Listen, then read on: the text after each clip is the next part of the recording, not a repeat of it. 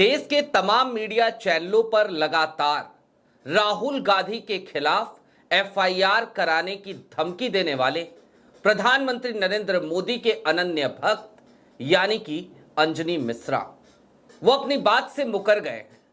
उन्होंने एक पोर्टल पर शिकायत करी है और उसमें भी राहुल गांधी का नाम लेने की हिमाकत वो नहीं कर सके हैं।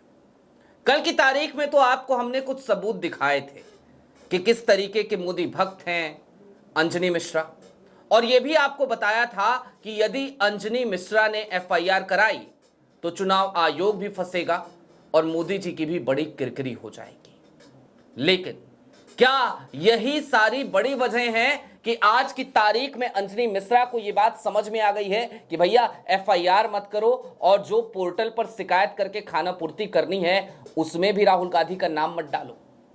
सारे सबूत दिखाऊंगा। नमस्कार, मैं स्वप्निल और आप मुद्दा देख रहे हैं। दोस्तों आगे बढ़ें उससे पहले लेकिन छोटी सी अपील है, और ये अपील हमारी मजबूरी भी। मुद्दा इन दिनों एक गंभीर आर्थिक संकट से जूझ रहा है। एक तरफ हमारे मेन बैंक अकाउंट्स फ्रीज चल रहे हैं तो दूसरी तरफ हमारे 2.5 साल पुराने चैनल को भी डिलीट कर दिया गया है। लिहाजा आज की तारीख में डे टू डे ऑपरेशंस में मुद्दा को काफी आर्थिक संकटों का सामना करना पड़ता है।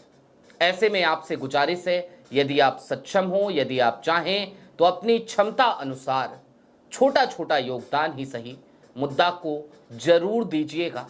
इससे हमें काफी मदद मिलेगी। आपकी स्क्रीन पर क्यूआर कोड है, नीचे यूपीआई का नंबर है।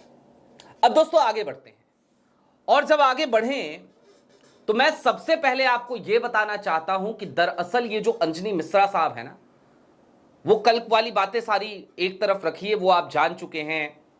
आप न्यूज लॉन्चर पर भी कल हमने वो स्टोरी करी थी, न्यूज लॉन्चर के रीजनल चैनल पे भी करी थी, मुद्दा पे भी करी थी, आप तक पहुंच गई होगी, आपने देख ली होगी अंजनी मिश्रा की हकीकत। कैसे ये चुनाव आयोग के एसआईआर के बचाव में खुद ही अपने पैर पे कुल्हाड़ी मारते हुए कल नजर आए थे।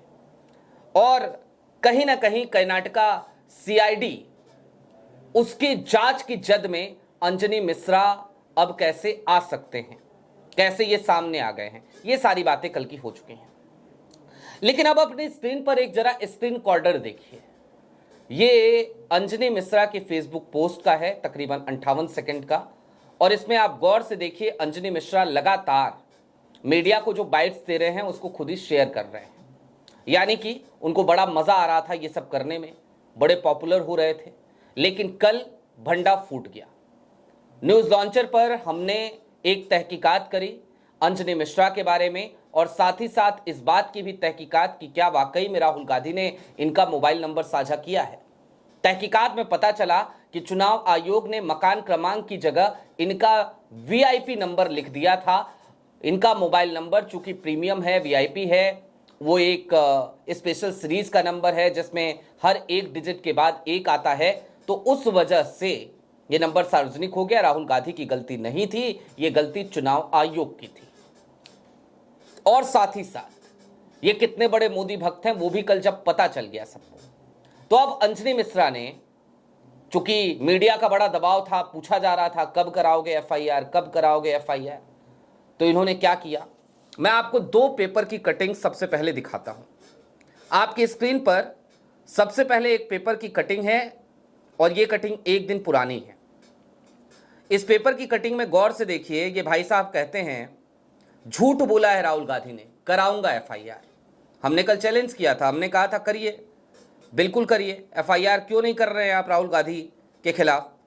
तो पता चला कि अब इन्होंने दरअसल अपने बयान को ही बदल लिया है। अब ये एफआईआर नहीं कराने जा रहे। और कैसे नहीं कराने जा रहे, अब नया जो इन्होंने पेपर कटिंग शेयर किया है उसको देखिएगा, और किस तरीके से छिपा के खबरें छापी जाती हैं, हेडलाइन क्या बनाया जाता है, वो सब किस तरीके से सब हेडलाइन मैनेजमेंट होता है आजकल गोदी मीडिया में, उसका भी एक प्रत्यक्ष उदाहरण है ये। दोस्तों इससे पहले वाली हेडलाइन क्या कह रही थी कि अंजनी मिश्रा कह रहे हैं झूठ बोला है तो एफआईआर कराएंगे।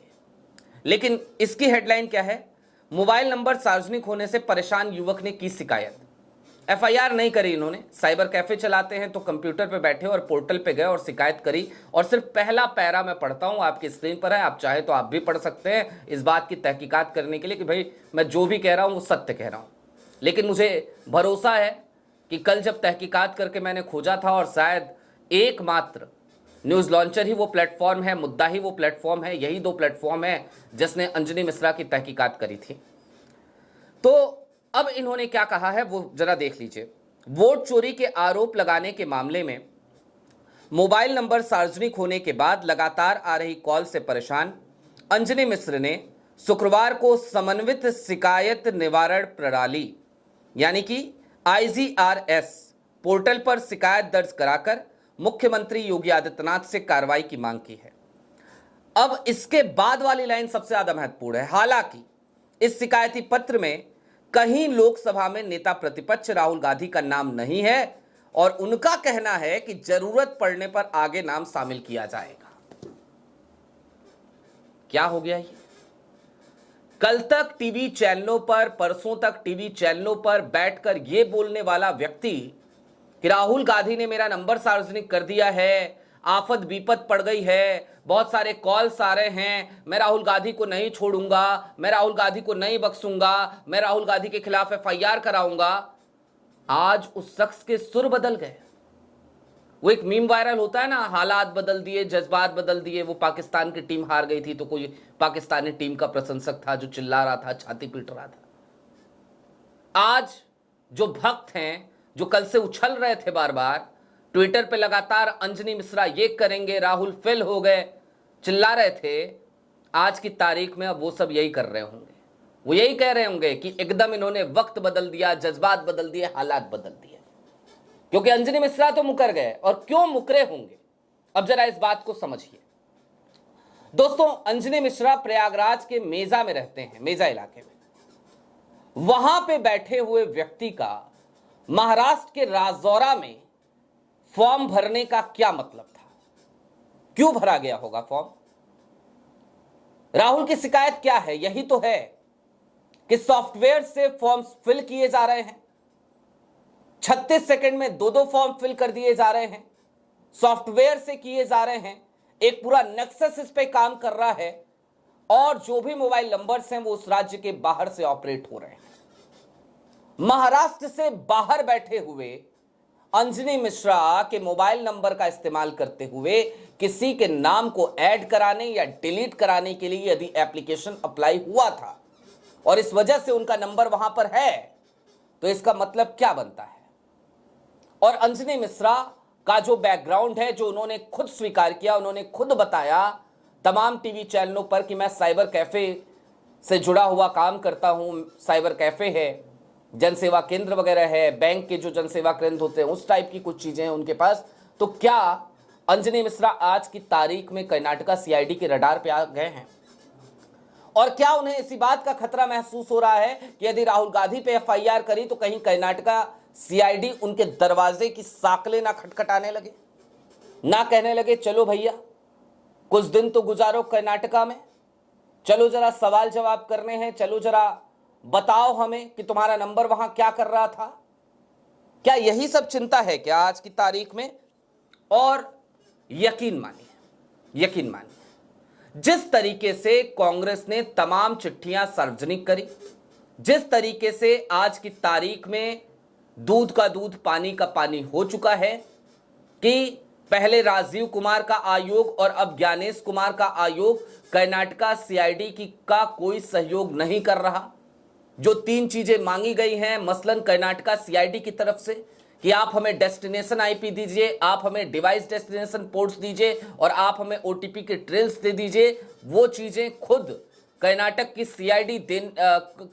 CID को मुख्य चुनाव आयुक्त का कार्यालय देने को तैयार नहीं है, चुनाव आयोग देने को तैयार नहीं है। जबकि CEO कर्नाटका की तरफ से जो आखिरी चिट्ठी हमारे पास आई, वो चिट्ठी भी मार्च 2025 में लिखी गई है, और उस चिट्ठी में भी बाकायदा इस बात का जिक्र है कि जब से हमने मांगा है तब से 3 और चिट्ठियां हमारे पास कर्नाटक CID की तरफ से आ चुकी है, सुपरिटेंडेंट ऑफ पुलिस की तरफ से आ चुकी है। यानी कि कर्नाटका CID की जांच को रोकने की एक तरफ जो कवायद चल रही है चुनाव आयोग की, जिस तरीके से लिट लतीफी कराई जा रही है, और उन सब के मद्देनजर अंजनी मिश्रा का मोबाइल नंबर जो गलती से, चुनाव आयोग की गलती से उस पीसी में पब्लिक हो गया, और उसके बाद गोदी मीडिया को लगा, चुनाव आयोग को लगा, या फिर कि शायद गुजरात लॉबी को भी लगा होगा कि तुरूप का इक्का मिल गया, वो चाल उल्टी पड़ गई। अंजनी मिश्रा को सामने तो ला दिया इन लोगों ने, लेकिन अंजनी मिश्रा आज की तारीख में अब बिल में छुपने लगे हैं। और यह बात सिर्फ अंजनी मिश्रा पर लागू नहीं होती, जितने भी इस तरीके के वोट चोर होंगे, आज कर्नाटका सीआईडी की जांच के डर से वो सब बिल में छुपने को मजबूर हो चले हैं, क्योंकि चाल उल्टी पड़ चुकी है। और अब हालात ये पैदा हो गए हैं कि हर वोट चोर को इसी बात की चिंता सता रही है कि पता नहीं कब कर्नाटक से सीआईडी उनके घर पहुंचे, उनके दफ्तर पहुंचे और साकले खटखटाए और कहे कि आओ भैया कुछ दिन गुजारो कर्नाटक में, क्योंकि एक बात तो शीशे की तरह साफ है कि वोट चोरी का ये खेल, वोटों को कटवाने और वोटों को जुड़वाने का ये खेल मैनुअली नहीं ऑपरेट हो रहा था, बकायदा सिस्टमैटिक तरीके से ऑपरेट हो रहा था, क्योंकि 36 सेकंड में 2 फॉर्म 7 नहीं भरे जा सकते। आप भरने की कोशिश करके देख लीजिएगा। अभी के लिए दीजिए इजाजत। चलते चलते फिर वही अपील, यदि आप सक्षम हो और यदि आपको हमारी तहकीकात, हमारी पड़ताल, साथ ही साथ हमारी बेबाकी और बेबाक होकर सत्ता से सवाल पूछना, इन तमाम परेशानियों के बावजूद अपने कर्तव्य पथ पे से नहीं डिगना, अडिग रहना, ये सब अगर आपको अच्छा लगता हो तो छोटी छोटी मदद मुद्दा के इस मुश्किल हालात में जरूर कीजिएगा, जब मुद्दा को डे टू डे ऑपरेशंस में आर्थिक संकट का सामना करना पड़ रहा है। साथ ही अगर आप चैनल पे नए हो तो सब्सक्राइब करते हुए जरूर जाइएगा। बहुत शुक्रिया।